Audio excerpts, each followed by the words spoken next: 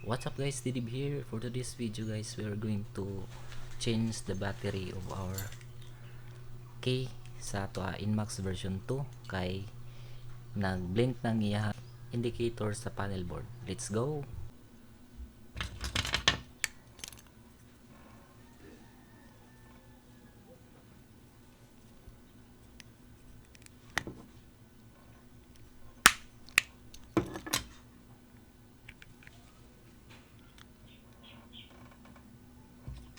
So ang ako gigamit guys na battery is the Energizer 2025 lithium. Actually ang iyahagid original 2032. So wala ko yung nakita lain guys, basig mapalungan ko og kuan motor.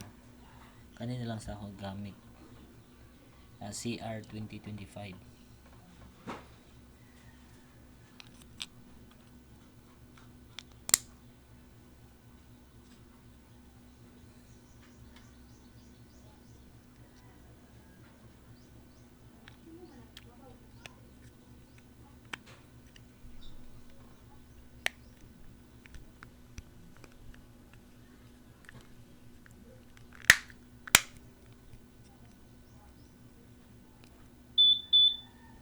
Gana magyapon siya.